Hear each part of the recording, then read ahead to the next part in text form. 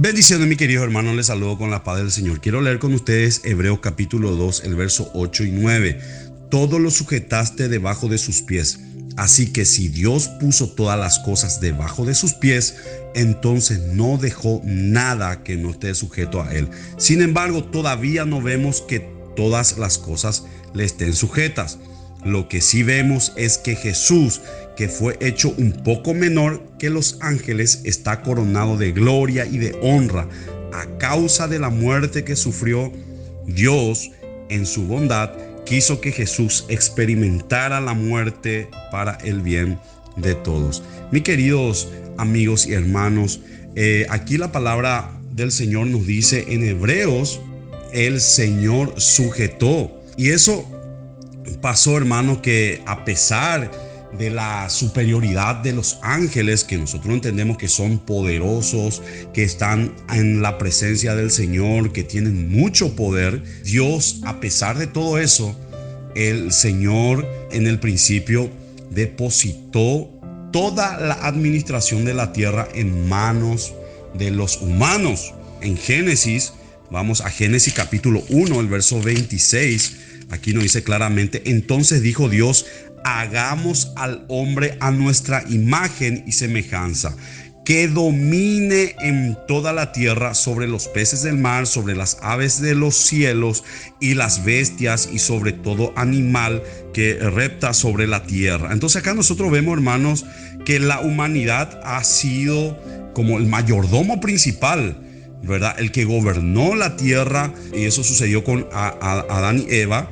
Luego de la caída, que nosotros podemos ver en Génesis capítulo 3, el verso 1, la serpiente era el animal más astuto de todo lo que Dios, el Señor, había creado. Así que le dijo a la mujer: así que Dios le ha dicho a ustedes que no coman de ningún árbol de este huerto. Y en Génesis 3, del 1 al 24, podemos ver que debido a esa caída, la humanidad ha sido incapaz de cumplir ese oficio supremo ordenado por Dios.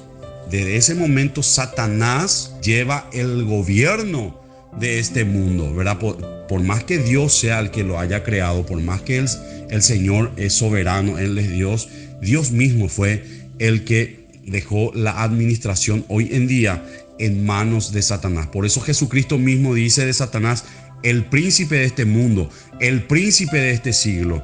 Y eso va a cambiar en el periodo de la tribulación, cuando Jesucristo mismo, Él sea quien quite los sellos del título de la tierra. Y es en donde el Señor de vuelta va a tomar la autoridad de lo que Él ha creado aquí en la tierra, hermanos. Continuando con nuestro pasaje, en donde el Señor mismo, por el sacrificio hecho en la cruz, el Señor lo elevó a lo sumo.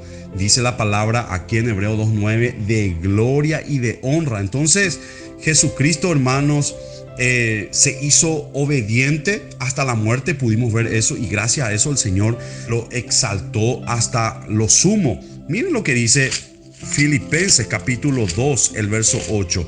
Y estando en la condición de hombre, se humilló a sí mismo y se hizo obediente hasta la muerte de cruz, por lo cual Dios también lo exaltó hasta lo sumo y le dio un nombre que es nombre sobre todo nombre, para que en el nombre de Jesús se doble toda rodilla de los que están en los cielos y en la tierra y debajo de la tierra. Tremendo, hermanos. Mediante esa obra redentora pudimos ver entonces, hermanos, que Cristo cumplió todo lo que Dios estaba requiriendo en su justicia.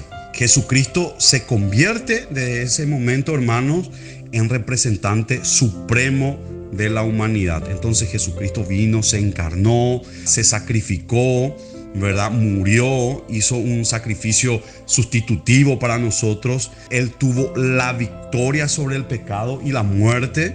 Miren lo que dice en Romanos 6:23: porque la paga del pecado es la muerte, pero la dádiva de Dios es vida eterna en Cristo nuestro Señor. En primera de Juan capítulo 4, el verso 10: en esto consiste el amor, no en que nosotros hayamos amado a Dios, sino que en que Él nos amó a nosotros y envió a su Hijo en propiciación por nuestro pecado. Mis hermanos, Jesucristo, Él ha cumplido el propósito original del hombre. El hombre, a través de su desobediencia, de su caída, perdió todo. Pero el Señor Jesucristo, a través de su obediencia y porque se mantuvo firme y victorioso, a nosotros los seres humanos nos hizo más que vencedores. Entonces, la Biblia habla de un primer Adán. En Colosenses podemos ver que hay un primer Adán, ¿verdad?, que cayó, que desobedeció, pero que luego tenemos, después de la resurrección de Cristo, un postrer Adán, ¿verdad? Este postrer Adán, ¿quién es? Jesucristo, la cual, hermanos, nos dio la victoria y por lo tanto en Él somos más que vencedores. Este postrer Adán es eterno, este postrer Adán es poderoso y no cayó. Miren lo que dice en Primera de Corintios capítulo 15, el verso 47. El primer hombre es terrenal, ¿verdad? Estamos hablando de Adán, de la tierra. El segundo hombre, quien es Jesucristo, que es el Señor, es del cielo. Él es del cielo, hermanos. Así que Jesucristo mismo nunca nació y Jesucristo mismo nunca va a morir. Amén. Entonces Él se encarnó, ¿verdad? Nació en un pesebre y fue obediente. Entonces, hasta la cruz. Dice, Él fue, y la palabra del Señor en Hebreos, ¿verdad? Y muchas sectas malinterpretan, hermanos, de que la palabra aquí en hebreo dice donde fue inferior a los ángeles. Incluso algunas sectas lo comparan a Jesús con el arcángel Miguel, de que Jesús es una creación. Pero a lo que se refiere realmente aquí hebreo es que Jesucristo, al encarnarse, a hacerse 100% hombre, fue inferior a los ángeles. Porque nosotros los seres humanos somos inferior en poder, en inteligencia a los ángeles. Entonces, Él, a hacerse hombre, Él dejó de ser omnisciente, Él dejó también su vida. Con ese estado de hombre, Él ya podía morir, Él podía sufrir, Él podía llorar, Él podía cansarse, como vemos en las escrituras, ¿verdad? En esa condición de hombre, Él, hermanos, se hizo menor a los ángeles. Pero sin embargo, hermanos, el Señor hoy tiene gloria, honra y todas las cosas. Incluso los ángeles, hermanos, están sujetos por la eternidad en Él. Todo está sujeto a Él. Entonces, hermanos, Él abandonó la alabanza de los ángeles, Él abandonó toda esa exaltación, ¿verdad? Y se humilló, haciéndose hombre. Se humilló más, muriendo en una cruz como un criminal por nosotros. Dice la palabra del Señor, también dice que el Señor gustó la muerte por todo. Hermanos, esto quiere decir que todo aquel que cree la muerte de Cristo solo puede aplicarse en su suficiencia a aquellos que acuden a Dios con arrepentimiento. No solamente arrepentimiento, sino que también fe para pedir, ¿qué cosa? Su gracia salvadora y el perdón de sus pecados. El Señor probó la muerte por nosotros. Él murió en esa cruz, pero al tercer día Él resucitó. Él resucitó de entre los muertos. En 2 de Corintios capítulo 5, el verso 21, al que no cometió ningún pecado, por nosotros Dios lo hizo pecado para que en Él nosotros fuéramos hechos justicia de Dios. El Señor nos ve a nosotros con nuestros ojos, con otro ojo. Ya no nos ve a nosotros como enemigos, nos ve en Cristo como familia. 1 Timoteo capítulo 2, 6, el cual se dio a sí mismo en rescate por todos, de los cuales se dio testimonio a su debido tiempo. Podemos ver en 1 Timoteo capítulo 4, el verso 10, y por esto mismo trabajamos y sufrimos oprobio, porque hemos puesto nuestra esperanza en el Dios vivo, que es el Salvador de todos los hombres y mayormente de los que creen.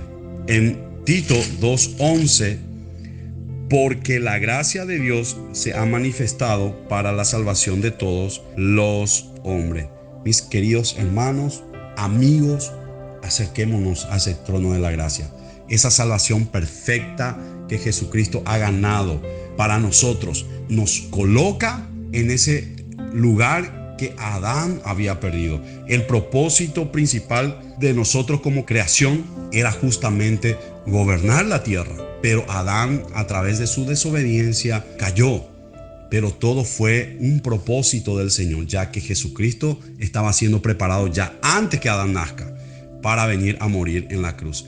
Por lo tanto, hermanos, esta fe salvadora nos colocará de vuelta en los propósitos que el Señor se ha determinado con el hombre. Que el Señor te bendiga grandemente.